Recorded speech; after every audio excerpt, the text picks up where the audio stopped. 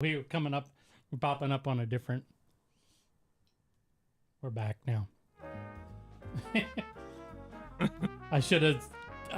So the scene is pre-programmed. When it plays through to the end, it automatically shuts off the broadcast, Okay. and I forgot that. And that's why it's an after show. Yeah. And then you got to bring Ren back in too. Oh yeah, well, it's okay, fine. So Ren, what's it like being back from school? It's what's really weird? Home doesn't feel like home anymore. Cause all my stuff is, at my dorm. I've been there for so long already. Obviously, like the first month, it was like I want to go home. Like I was home. You were home like 2 weeks after you every left. 2 It was like, yeah, you just came back. Yeah, but now I'm there. So when I come back over here and I stay at my mom's house, I'm in the little guest room, and Kai has my room, or what used to be my room. So and all my stuff is packed into, all my clothes are in a suitcase. So I just gotta make do. But, Yeah. Well, being a pilot and all, you better get used to having your clothes in a suitcase. Yeah. Yeah. So what are you studying at school? Aviation. So Okay. So full learning on how to fly. aviation. Yeah. Weather permitting, I get to fly 2 times a week. Okay. Good. I would have gone on my first ever solo flight before this little break, but the weather was crap, so couldn't do that. And no one could fly, actually. It was supposed to be check rides and rec rides this whole week before break, but obviously no one couldn't. And my school only runs Monday to Thursday, and then we have Friday, Saturday, Sunday as like our weekend. Okay. And Friday, the weather was perfect. No clouds, blue sky, and everyone's like, what the? They're like, this freaking sucks. So, yeah. But Yeah. so I have Unfortunately, that probably happens not all the time, but that'll probably happen more often than not when you have expectations of doing certain things. But yeah. you gotta be safe. So Yeah, all the senior instructors were saying, yeah, January the weather's notoriously terrible, so yeah. You probably won't get as many flight hours in as you should or need. Yeah. Well, and you've got he's in the high desert. Yeah. So, Washington State's not thought of having a high desert, but there is. It's Wow. and it exists between basically the Cascade Mountains and Spokane. So the whole central part of the state is relatively flat, with canyons. Matter of fact, there's a concert venue called the Gorge that is kind of halfway between our house and his school, out in the middle of nowhere. It's just a gorge, and that's where they host music, concerts and stuff like that. That's when you're in the east side, when you pass the bridge to get to the other side of the gorge. That's when you're in. Yeah, in and it Eastern just flattens out. I mean, it just totally flattens out. But it's the temperatures are way more extreme over there. Yeah, you guys have had a lot of below freezing warnings. Yeah, huh? it actually snowed like 2 weeks ago there. So while I was there, it snowed for like a day or two. Can't go flying in the snow. No, can't go flying. The runway. I think we did that. Can't use it because it's the shortest runway, Oh, and they don't plow it, so we couldn't use it because we get C-17s, the Air Force, flying out each day. well, they should be able to dust the runway with the jet engine wash. They could, but I doubt they would. They just use which runways are needed, and obviously the military gets priority. So, Darn it. Yeah. I remember we were doing the show 2 weeks ago, and you had all the it was a gumbo one, I think, when you were showing all the scenery from up there. with the snow, and you mentioned how he was stuck. Yeah. Yeah. Yeah, it's been, they said it's going to be a mild winter here, but we'll see. I mean, it's kind of like the weather forecasts when they're trying to predict where a hurricane's going. Yeah. The models have gotten better, but still, there's still been a number of hurricanes that, they make a turn one way or another, and it's like, oh, they just missed us, and then they come back. It's like, Yeah. what the hell? It's all it takes is a high pressure ridge to push it off to the west or the east, and it totally changes course. So, anyway, the way the weather works here is very interesting. The state is very much divided between west of the Cascade Range and east of the Cascade Range, and as you if you look at the way the land is here, there's like 4 passes that go over to the east side of the state. I think I think so. yeah, I mean, or There's- you have to go down to Oregon to cut across. So Junior here thought he was going to take Amtrak or a bus to avoid having to go over the snowy passes. And I'm just like, you just don't know what you're getting yourself into getting on an Amtrak or a Greyhound. I mean, Amtrak's bad. Greyhound's worse. And then you don't have a car to drive here when you get here. So Yeah, but then I learned that there's a airport about an hour away from where my school is, and there's there's 3 flights on Alaska from there to Seattle. Oh, okay. And if you book it right, you can get over here for like $90 or something. And it's about the same amount of time to drive.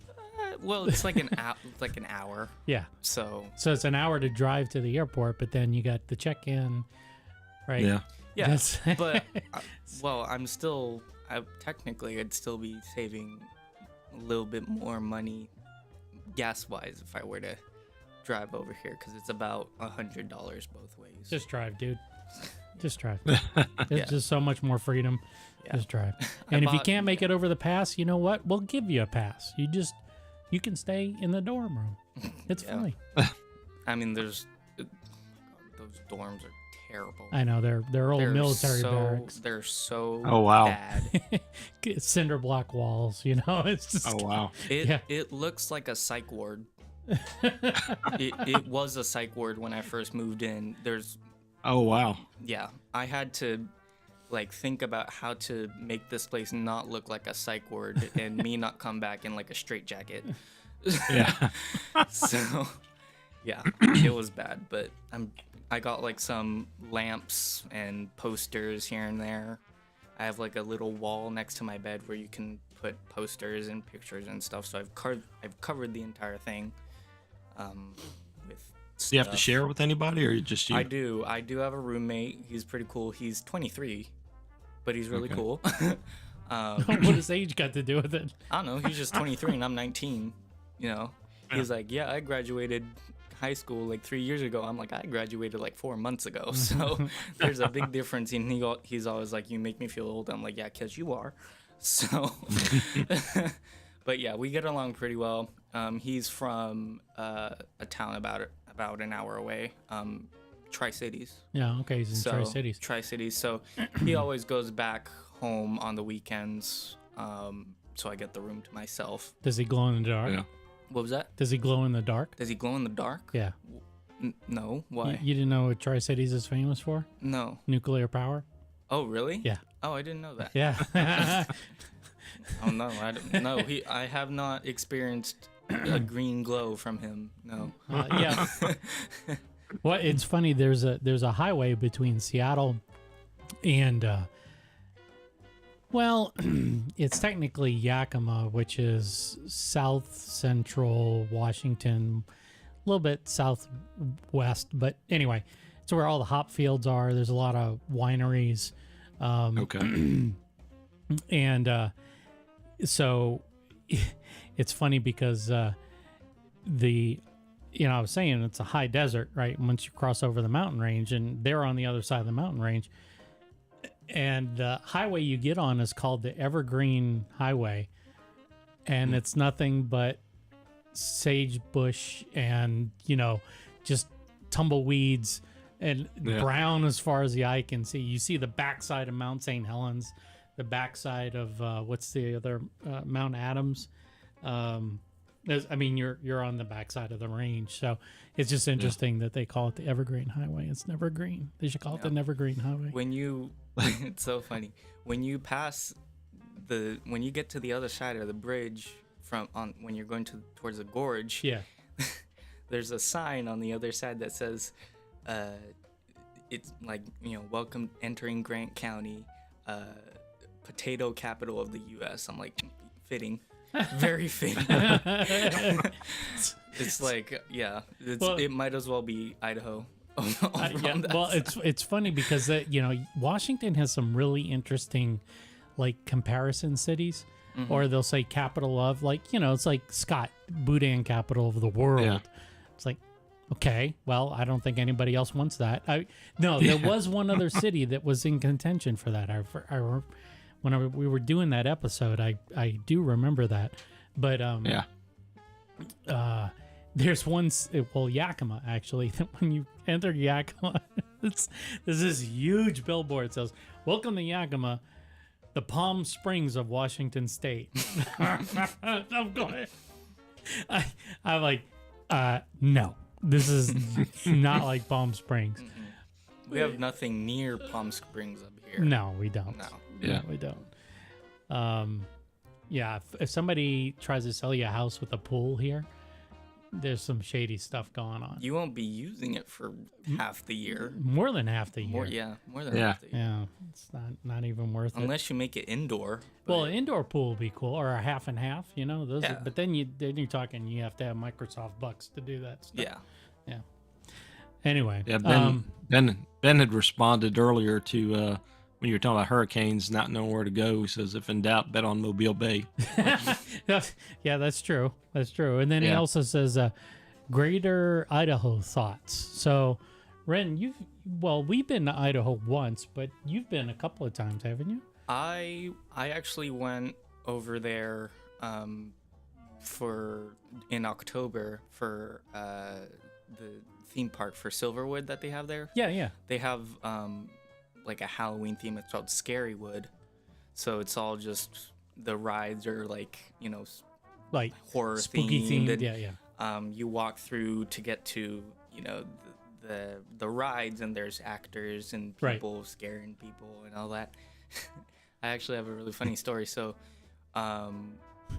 when they closed and we were walking out of the park, it was so creepy because there was no one there because it closed down. So we probably got on like the last ride of the roller coaster. So, and then we were walking back towards the entrance, and there's just nothing there. There's there's smoke machines, so it's all just foggy and everything, and there's speakers playing like scary music and all that. And so we were walking. I was walking with my friend.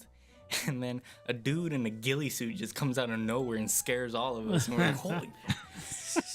And I didn't see him until I jumped because of my friend's reactions. I didn't see the dude when he came out. So all my friends got scared. I'm like, what the fuck? Yeah. And then, so we all just remember that part. And but it was really cool. Scarywood, if you're ever in Idaho, go. It's really fun. Okay. Well, I don't know if there you I'll go, Ben. Wear layers. It is cold as hell. Wear layers. It is really cold. We went where Ren's talking. There's a city south of there called Coeur d'Alene. Coeur d'Alene is actually, it's a very pretty town. It is almost directly over the border. Once you cross out of Washington State, it's almost right there. I think there's one small town, and then you're in Coeur d'Alene, and it's right on this lake. And it's traditional kind of Pacific Northwest things where the mountains just go kind of steeply into the lake, right? There's no like gradual slope or anything. There's beaches, but for the most part, there's a lot of seaplane activity, and the town is right on the lake there. It's a wonderful place to visit. Yeah, and Idaho is not as backwards as Washington State is. I'm just trying to say that the nicest way possible. You never know who's listening, you know. So, but yeah, that's it's a cool state. I mean, you know, I don't know if I'd lived there, and I've only seen the northern, you know, kind of that northern peninsula portion. That's where Coeur d'Alene is. So down below, like. Yeah, Boise. I've never been there. So I guess. So, and you were talking about these town slogans and names, and now I just have this idea that you just presented Idaho with a new slogan. We're not as backward as Washington is. Oh no, they're proud of that, and they're like, if you're from Washington, stay there. Just stay there. You know, it's kind of like people moving down from New York to Florida. The Floridians are like, even though they're not so right in the head, the Floridians are saying, you know what, you guys should just stay up in New York. We have and I guess I was thinking of like Alabama always says, well, at least we're not Mississippi. And, it's kind of a low bar.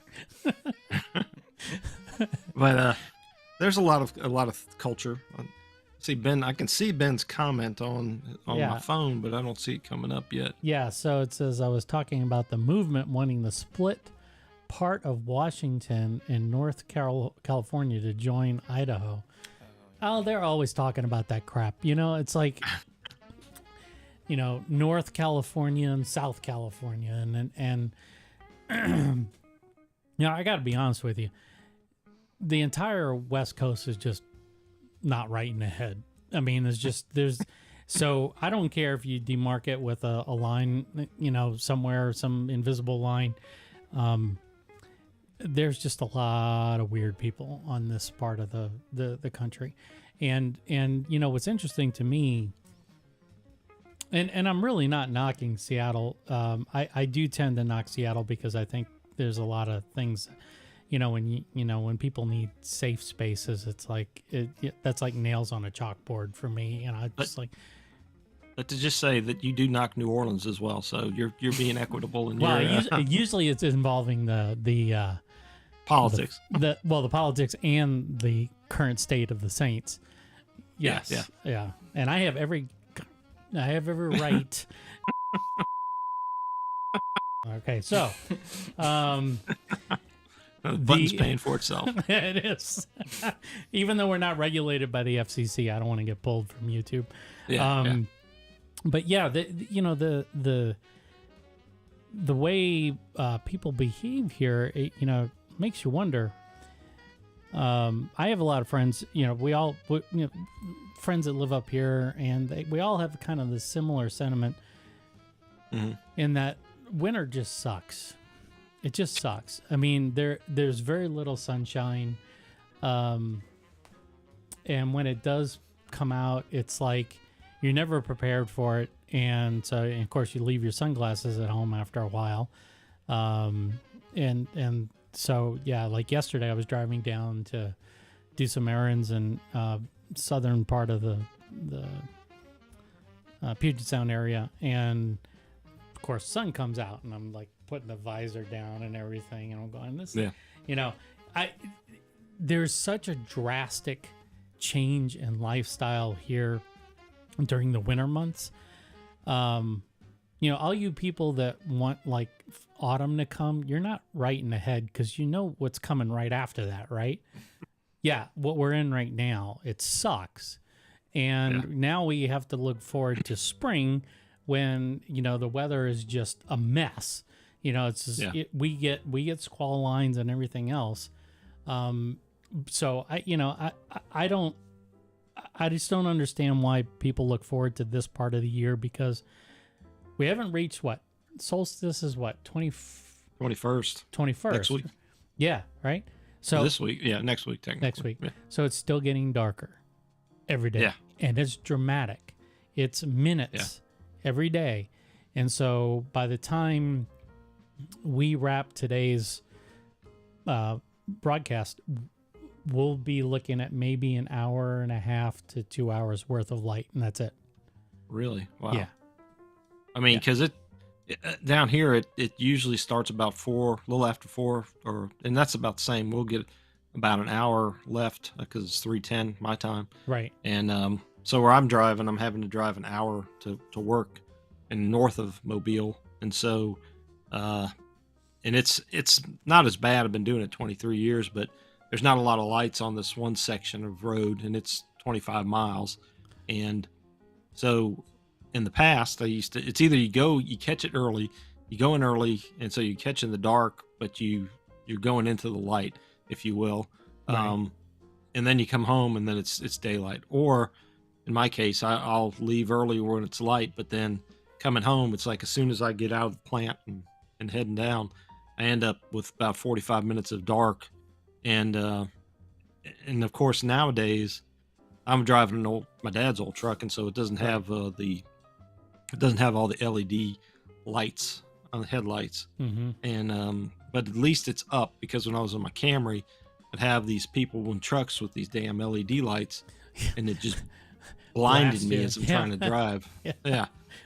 So I'd much rather spend a little more money on gas and be able to see a at least equal level with them, instead Right. of getting blinded coming Yeah. home.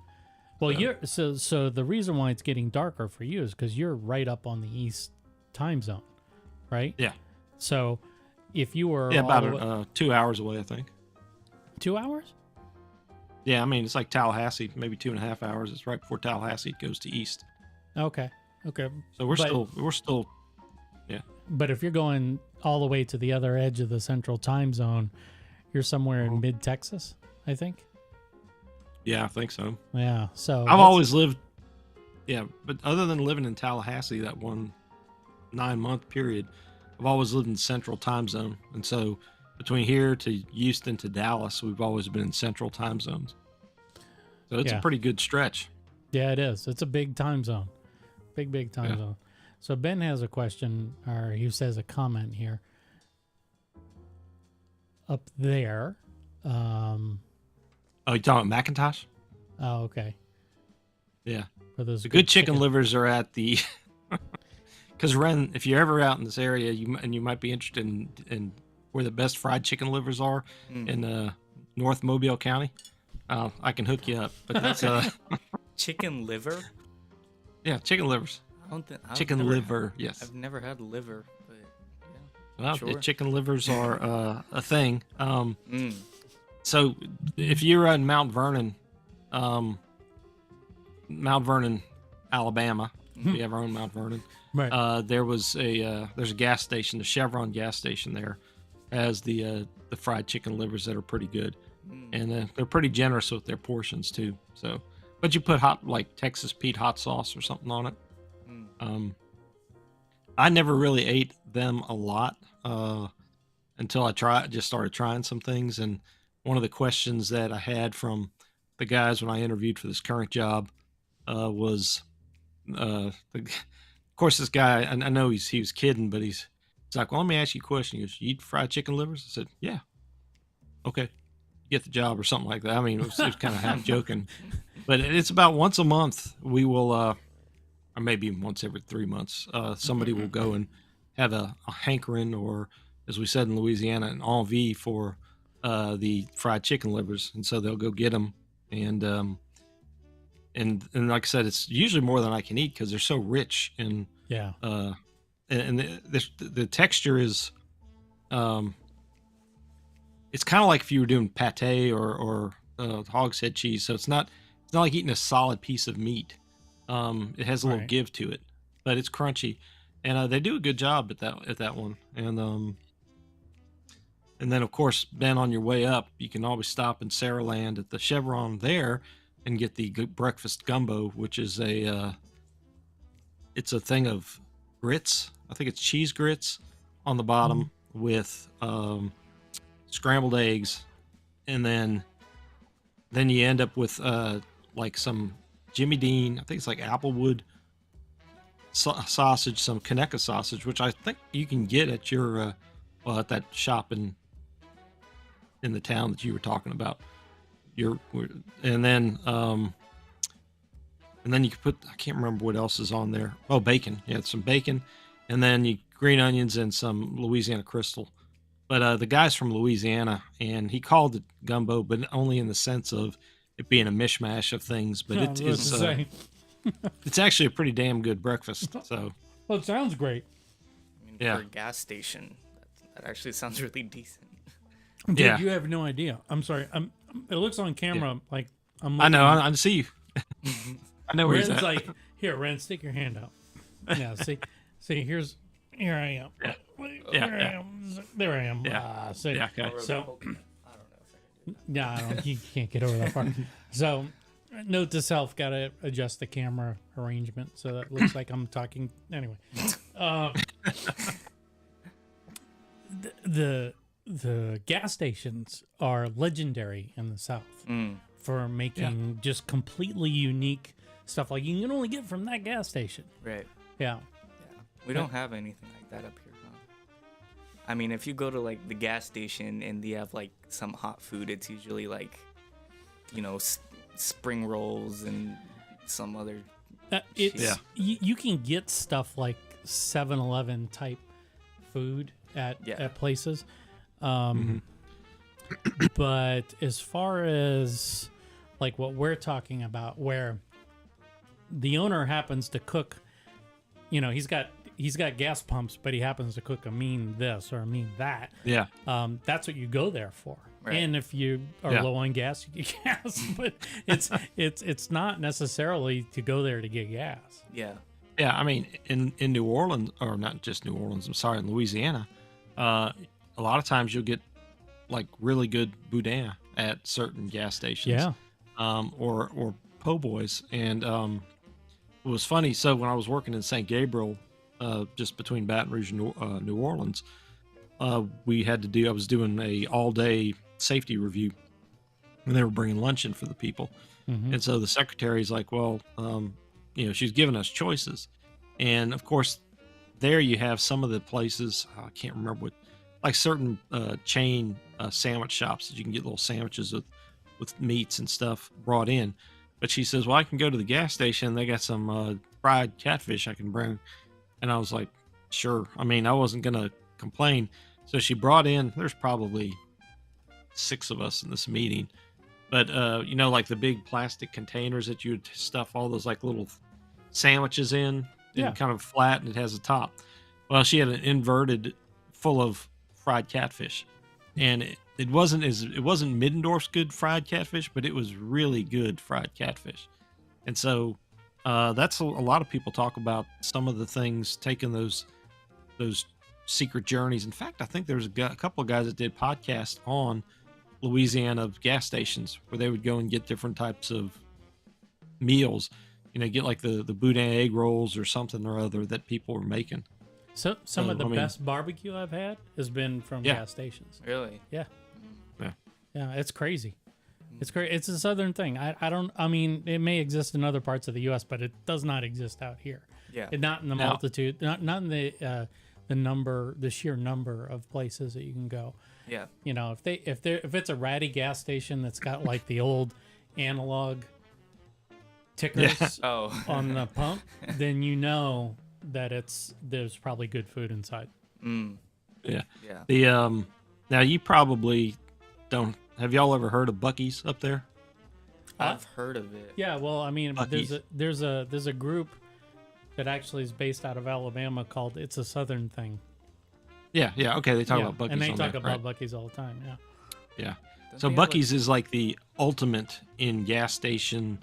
It's out of Texas, but we got one in Alabama. They're going to have one in Mississippi, and in Tennessee, and they got like brisket sandwiches they're renowned. Now they're at a different level than the gas stations you and I are talking about, because they've got a science behind how everybody moves in and out and how things are going. But they have got like phenomenal sandwiches and jerkies and all kind of other Southern delicacy. They got beaver nuggets too.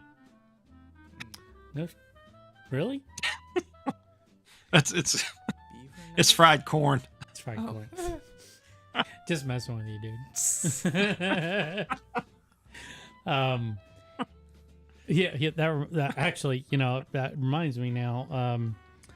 There's another podcast. This young couple that travels the world, and I think they're from Tennessee. And one of their episodes, they were in the U.S. traveling around, and they spent 24 hours at a Buc-ee's. Wow, 24 hours. 24 hours. There was like a full-on, mostly functional except the engine, big rig inside the store. The store had, showers because it's a truck stop too, right? So it's got that's right. So they had the showers and places to sleep and all these crazy things, and it's like they decided to make a day out of it. Yeah. So I mean, this place is it's massive. It's Karen Nate, right? Karen Nate, yeah. Did you see that episode? Yeah. Yeah. I've seen it before. I know of him. Okay. Yeah. So and that's a good point. That's a whole other level of culinary exploration would be truck stops too. Yes. Stuckey's. Is Stuckey's still around? Yeah. It is. Yeah, Stuckey's actually they did something recent. I think one of the granddaughters or great granddaughters is reviving the brand. I think there's been a few that are still around. Yeah. But in fact, one of my friends, Mike Bailey, I think he featured something on one of his Sip and Chew shows recently, or maybe just shared a link with it. Ben asked you a question. I don't know if you saw that. Oh. No, I have not. I don't even know how to pronounce that. Conecuh. Conecuh. Yeah. What is it? So it's Conecuh sausage. So a county now, I think it's northeast of Mobile, is Conecuh County, and they have a pork sausage there. Okay. And it's very good. And that's one of the components in that breakfast gumbo. And so when I first moved here, when you go to the St. Patrick's Day parades in Metairie, which will be something else we'll have to talk about at some point. Oh yeah. But yeah. my other grandparents' house was right in front of the American Legion home on Metairie Road. And so they'd have these busloads of Mobilians coming here. And they weren't they weren't the fine Evergreen, thank you, in Greene County. That's right. I'm sorry. I'm glad Ben's checking there. He's our fact checker. Yeah, well, I think he probably does a little more traveling that way at times than I did, because I think he's also an Auburn graduate, and I think you got to go through Evergreen to get there. But anyway, they were sitting. So these, as they say, bless their hearts. Some of these Alabama people, they weren't, they weren't the kind of people like Ben and myself are, but they were. So they'd sit there and they were talking about they such and such about andouille sausage, but they never had Conecuh. So I never really tried Conecuh until at the chemical plant I was working at before, they did sausage dogs, and you can get Conecuh in the standard like pork. So if you don't make your own sausage, andouille is going to be like a summer sausage diameter sausage, and then your pork sausage is what you and I are typically used to seeing. Yeah. And then Conecuh comes in the sheep casing, which is a thinner casing, but you can get it in a regular casing, and it renders a lot of grease. So people will put that in their gumbos, and the problem with that is if you do not brown it, you end up with a very greasy gumbo. But it's got a good smoked flavor and a good pork flavor, and it's really good on the grill and just like on a bun, or in some beans, and so or in this breakfast gumbo. So anyway, I think the store that you were talking about up there your way has I saw pictures that they had some of that in their counter. So if y'all ever end up going back to visit, you can look for that and see if you because I don't know how they ship frozen or anything outside of Greene County, Alabama, but it's or just next time you come to Louisiana, you can probably find it at Rouse's in Louisiana. Is my guess. Yeah. Well, I mean, at some point, I got to get down there. I want was. to go down there. I know you do. Yeah. I know you do. So yeah, I did have a story, the beignet story. It's short. Yeah. But, okay, so I have my cousin Karen. So Karen is on my mother's side. Okay. Three sisters. Excuse me. Three sisters. Libby, Julie, Karen. And so Karen, she lived in Dallas at the time, and she came down to visit because she was buying, I want to say it was like a Toyota Corolla from us. So she came all the way down to New Orleans to pick up this Toyota. This was a nice car. It was a really nice car. I remember it quite well. But on the night that she spent the night over, we took her to morning call. Mm-hmm. And so we're all, sitting down, and this is clearly, well, it should have been clearly, I'll proceed with the story and then we can go back to this part. But it didn't appear that she had been to one of these places before. Okay. And so, we're sitting there, and you know how it goes, right? With the powdered sugar, you're tapping turn it upside down and start tapping it, right? Right? Tap, tap. Eventually it comes out, right? It works fine, but sometimes they get clogged. There's a little moisture in there or something like that, and stuff doesn't come out. So we're sitting there tapping, and all of a sudden it just stops. And Karen's like, no, you got to do it like this. And she takes two of the canisters and starts banging them together. Any thought of what happened? Yeah, the lids came off of both of them. It looked like a scene out of Miami Vice. It was like, poosh, it was just white stuff. We were all coated. It was comical. It was like a cloud of white dust just hovering over our table. And I got my one beignet left here, right? So it was like this much powdered sugar. You could barely see the beignets poking out the edge. Karen, I love you.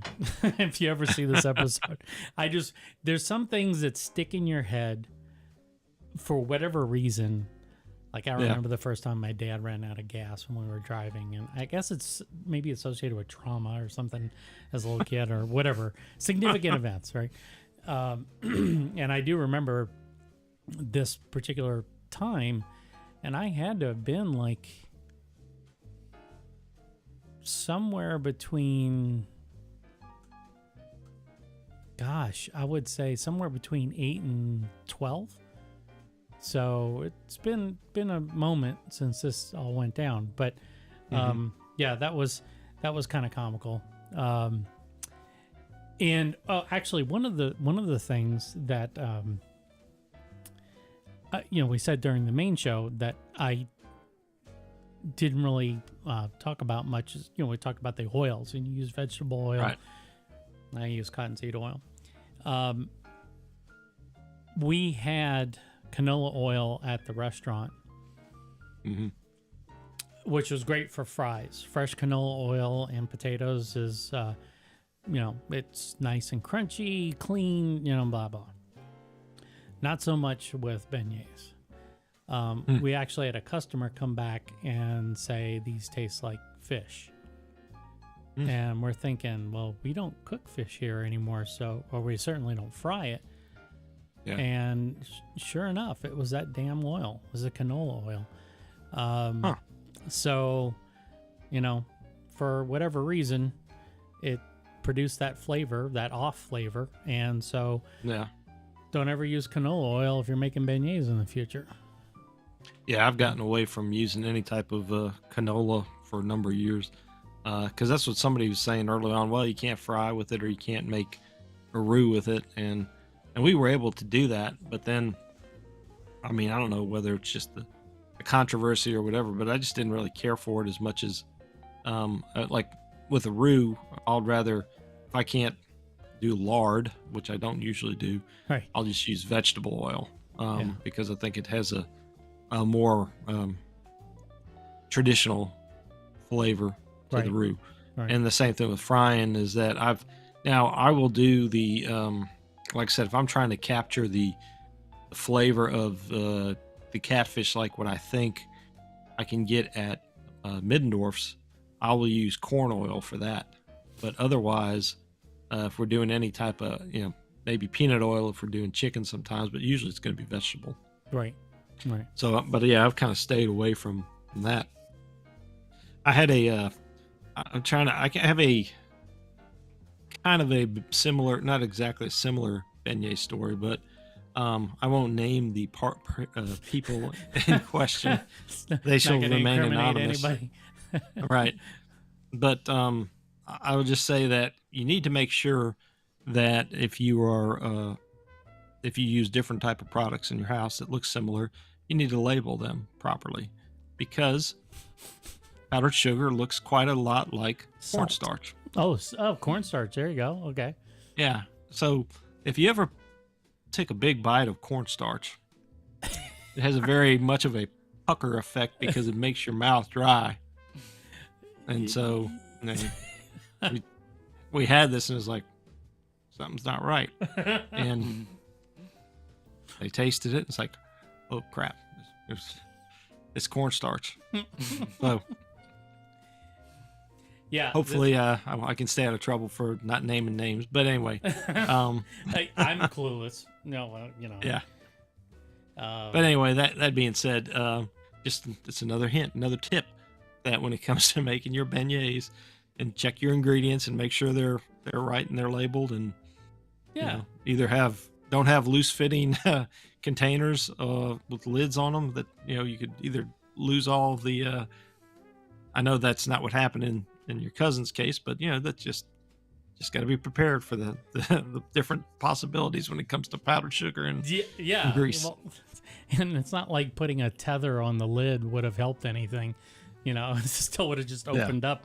And the only thing that would have been different is the lids wouldn't have been buried underneath a half pound of powdered sugar. But other than that, Ben had something said. Ben was saying he was fixing to say lard.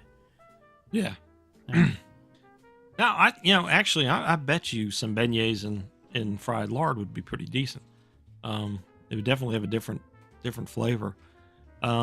So some of the, one of the things we really didn't touch on and you kind of touched a little bit on like the filled beignets, Mm-hmm.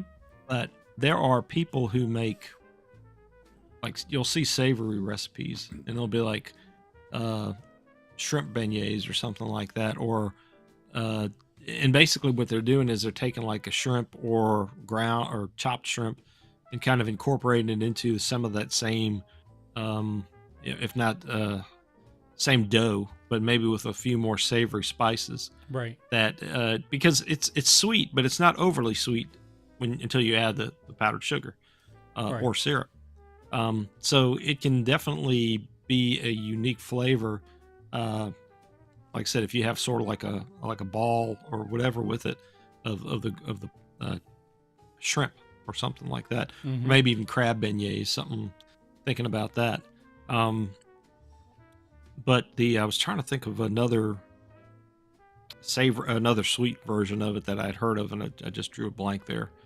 Oh yeah, so at the Boucheries, this guy Big Lou, who's one of the gumbo kings, they'll be making their backbone stew with pork, and but while they're doing that, they're also, while the stuff's cooking, they'll be making little things like, I can't remember if it was banana beignets, but it was basically they'll kind of do that kind of stuff, and then they'll put basically a little bit of fresh, like, jelly or some type of fruit on it too, like a syrup. Hmm. And so those are really good too. Boudin stuffed beignets, Ben? Maybe. I'd try Sure. it. Yeah, why not? Why not? Or beignets, well, I mean, it's essentially it's a bread base, so you could do lots of things with it. You can put, I mean, clearly you can put savory stuff on top of it, and it still tastes good. So, Yeah. That it's gone, but that the bacon praline, that flavor because of the smokiness of the bacon Yeah. bits, it's really good. It's like a you know, smoked and beignet. I think to your point too, with a lot of the, I'm not as opposed, or I am, I can be pretty critical if somebody's riffing on some of these traditional foods from Louisiana. Right. But what I think my main complaint is when they do that with respect to calling something, a gumbo or calling it a beignet, and in reality, it's so far from it. So if you name it a Mobile version of it, or you call it a new crab meat style or something or other, but you're not saying that it's a version with being inspired by the beignet or being inspired by a gumbo or something, and you're not trying to claim that this is how you make the dish that everybody's traditionally used to. So that to me, that's kind of, I'm more tolerant if you serve me something like that and you say, well, this is a such and such a beignet. But if you call something a beignet and it's, whole wheat and, and It's a vegan beignet. yeah, vegan beignet or something like that, gluten-free beignet. I mean, This is what I'm talking about, Pacific Northwest. So yeah. yeah. So, but I mean, once again, if you have those adjectives, disclaimers, whatever you want to call it, in front of them, then at least you kind of know that this is not like if you're going to go to Morning Call or Cafe Du Monde. That's not the same thing you're going to expect, because, and I bet you got some great stories from people coming in asking for certain things. Certain things that you need to change on your menu. Do you have like a, instead of getting pork ribs, you have any meatless pork ribs that can, Right. type of things, And so Yeah. you shouldn't be expected, in my opinion, to bend over backwards for that kind of stuff. Well, yeah. If I mean, you're- and it's not like we're necessarily trying to say, either do it our way or, screw off. It is, Yeah. if you're gonna make something and say it's inspired by the New Orleans beignet, I'm totally cool with that. But when they Yeah. start trying to make things what they're not, I mean, you and I have both seen like recipes come out of the New York Times, like for gumbo, and you're just like, oh my god, please, you realize the reach that the Times has, and of course now with the internet. Those articles are around permanently, right? They're Yeah. archived for all eternity, and it's just sad because the types, you see the pictures, you can tell immediately without even making it, without even looking at the ingredient list. You can look at the picture and go, no, Yeah. no, Yeah. or in our case, hell no, right? Yeah. no. So Yeah. I was thinking of, I drew a blank again on something. it's old age, man. Yeah, I know, it's either that or it's a strong. Oh, I do have another comment about the coffee with the coffee and chicory. Oh, And it's actually kind of I say a positive thing. For years, when I was buying coffee and chicory, it was always like 16 ounces in a can. yeah, And like I said, some of them are different. They never share their proprietary blends of chicory and coffee. right. And so over the years, I've tried as many different ones as I can get. And now that Rouse's is in Mobile, I can get probably 8 at least, or 10 different ones. And I did an experiment years ago when I was going back and forth to Louisiana getting the different ones. But anyway, at that time, most everybody had a 16-ounce can or block, not freeze dried, vacuum packed block.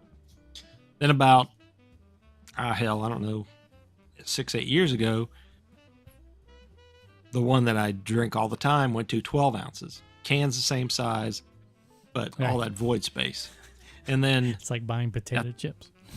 yeah, and so what I noticed the other day is that, if you look at price points, the Cafe Du Monde is, I think, the most expensive coffee and chicory that I've seen. It just under $10 for me. It's 13 here. Yeah. And most of the others run about $6.50 to some of the ones that probably are more coffee and less chicory are maybe $4.50. Mm-hmm. But what I noticed is that the Cafe Du Monde is 15 ounces. And so it's still, I'm getting 3 more ounces with that can than I'm getting with my house blend that I usually get. Right. And then there's some others I noticed that are actually like I think it's the CDM in a block. Yep. Is like 13 ounces. So even though that's just a thought, something to think about it, is that you can look at the, even if you just look at the price and you think, wow, crap, that's expensive. When you kind of break it down by ounces or serving or whatever you want to call it. And plus with it being, I think, a little bit stronger than what I usually drink, you may not it may last you longer. So, you have to kind of adjust. If I'm usually making something with like 2 tablespoons to 6 cups of water in a percolator, I may have to do something a little less if the coffee's more bitter or too strong. Yeah. So you kind of have to play around, because when I ran out of what I normally drink, one of the first times I had this Cafe Du Monde is when I was in Tallahassee, and I just remembered making it the same way, and I was like, oh man, that's some stout stuff. Yeah, it is. It is. Yeah, I don't know if they improved it, Ben, with the reduced amount. I was told that by the when I complained to that company that that's what the customers really wanted. And I'm thinking, you're taking up the same volume in boxes and shipping it and shelf space, so you're spending more money to ship less, and it's probably not on weight but on volume. But I did get 3.75 off coupons from them, so yeah, we're good. Everything's level now. Yeah. But anyway, I just wanted to make that point about the Cafe Du Monde. And another tip that I'm sure it's still the same today. So if you go to New Orleans, and you're going to visit, and you have an opportunity to pick up a lot of these boxes of Cafe Du Monde, beignet mix, or coffees, try to go to the grocery stores outside of the French Quarter or the city, because there's an incredible markup on the products that you could get at the grocery store. Right. And do not wait till you're at the airport going home to buy it, because they will drain your wallet very quickly. So, pro tip. Yeah. So, that's what we're here to help. We're here That's to right. We're here to, But I mean, like I said, World Market, $5.99 a box. I don't know. You have a World Market by you, don't you? Yeah. So not as close as Rouse's, but yeah, I've got one not too far away. So I mean, they've got so. Oh yeah. So looking at the picture from last night, I wanna kind of. Yeah, we're grand total of 2 hours in today. Thank God they don't charge us by the amount of gigabytes that we take up. Let's see. So let me see if I can send this over to my. Okay. Byron. He's coming back. Okay. He was going to leave between episodes. I'm like, what the hell are you doing? I was like, we can finally involve you. I didn't really care about your opinion before, but. Let me see. I'm such a jerk sometimes. I can be one though, because they know it's all in good fun. All right, so the beauty of the interwebs.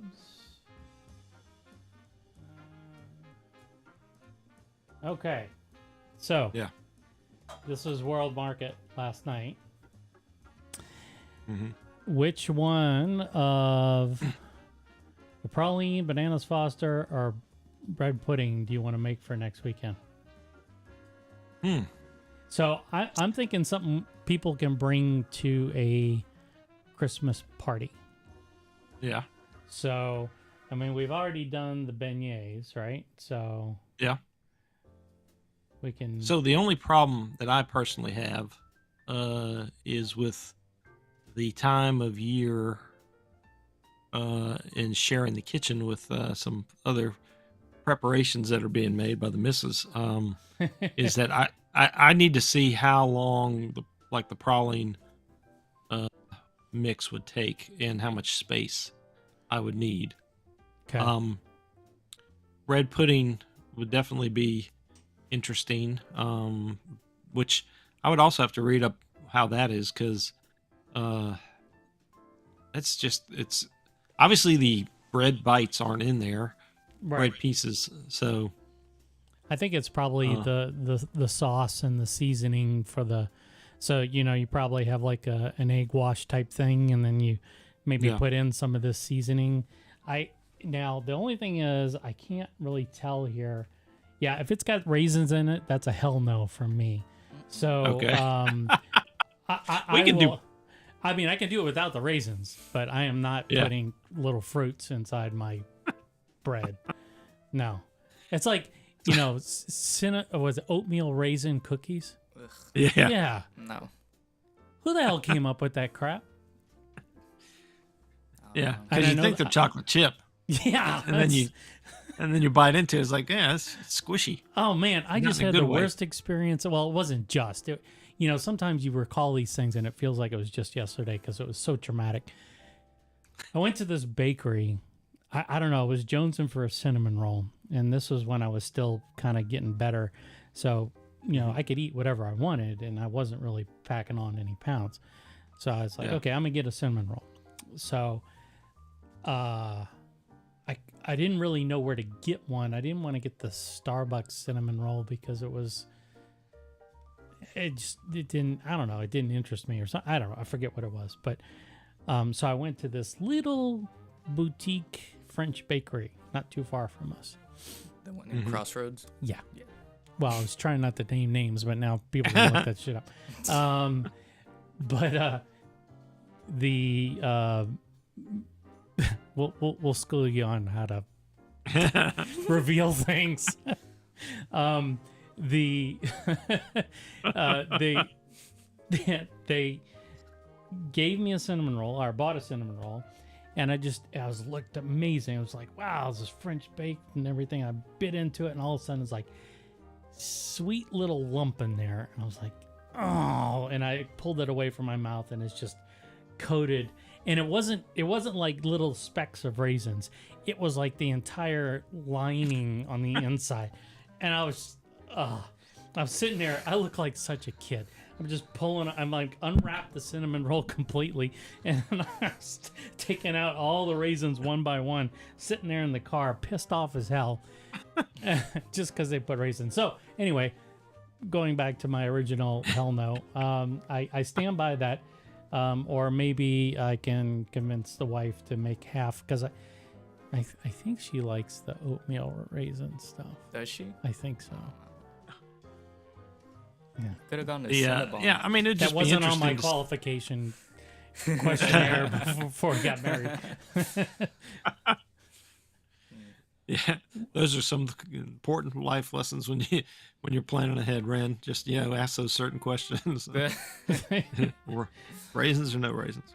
Of course, Ben's got his comment.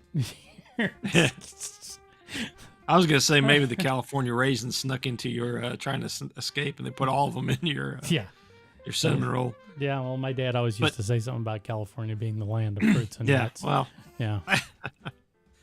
yeah, I can So- hear him say that. Yeah. But I can get any of those here. I mean, the Bananas Foster, from a family standpoint, they all enjoy that too. Yeah.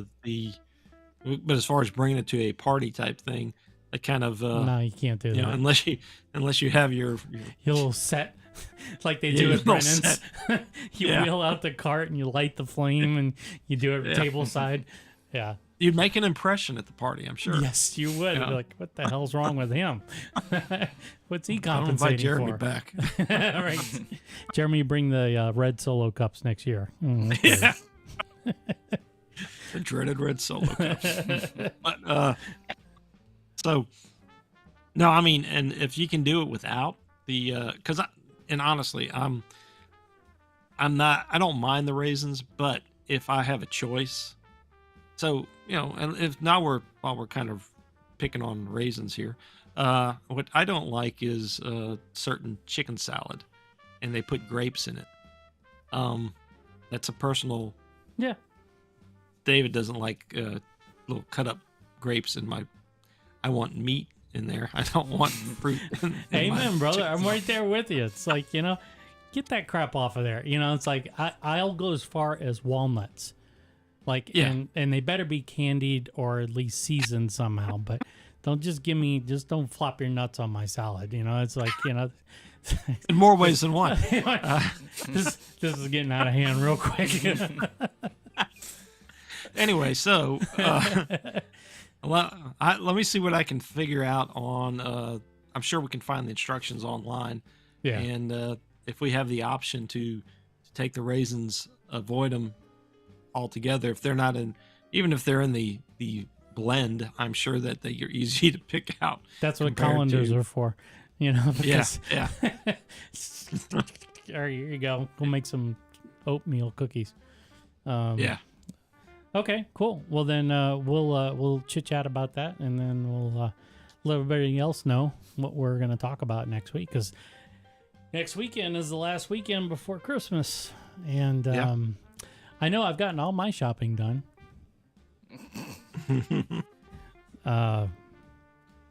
That's what Amazon's for.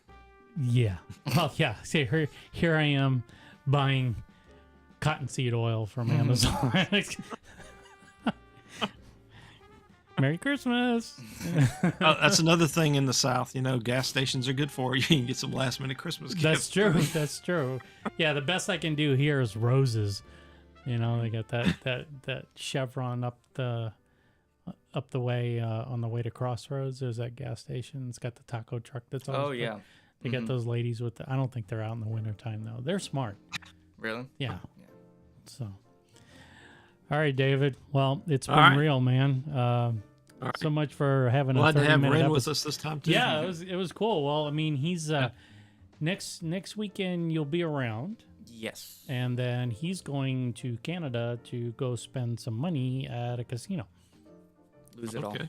Uh-huh. and lose it all. So, as long as you have he- enough for your cell phone bill next month, that's all Well, I care I mean, about. unless you want me to pay you in Canadian. No, What's the exchange rate? it's I think it's right now it's like $1.37 Canadian to $1 $1. US. So it's not a lot, but yeah, no. yeah. But I'm gonna Pay try me to. in good get some old things. greenbacks, buddy. I might just use my So- credit card. I don't take so- credit cards. Man. If Ren and Ben want to chime in on a vote, what they think we ought to try, we'll take that into consideration. But Well, I think he's part of the no raisin camp too. So I could do. Oh wait, no, this way. There we go. yeah. Yeah, I don't think he's part of that. But I was thinking pralines, but Well, like I said, I would be interested to see because I would. I just need to figure out how much space I have, and if I come back next week and I got a red eye again, what the answer was. yeah. Just like Ren, we need to get to the bottom of this. Yeah. Okay.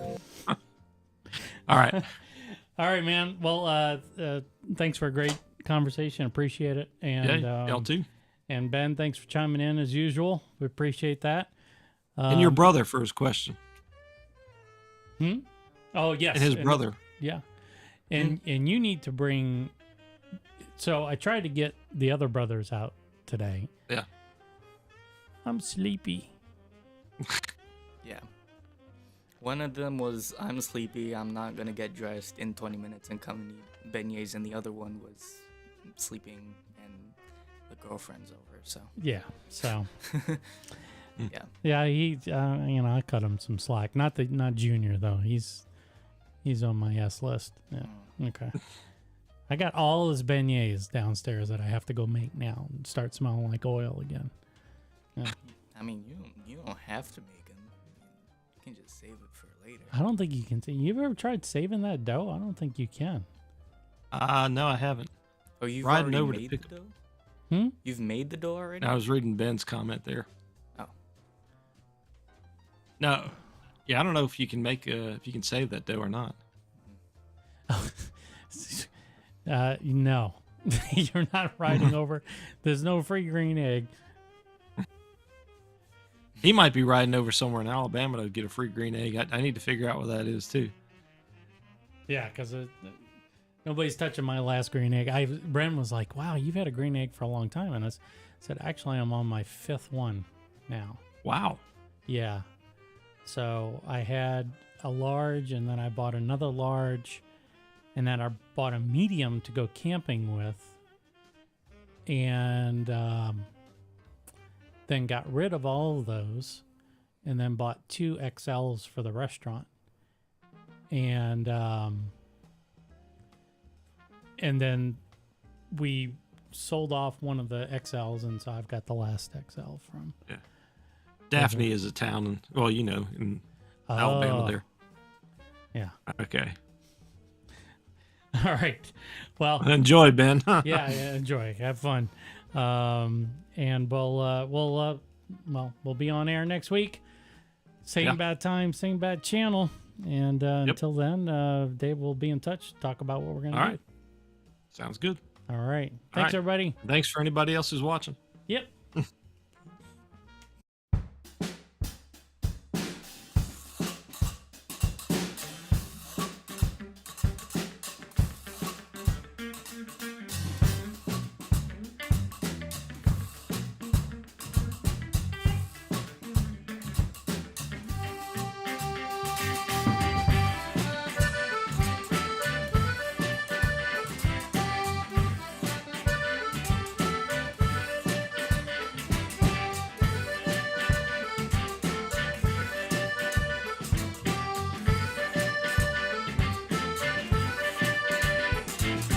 I love a woman named Hurricane. She picked my pocket and slipped my veins open on time.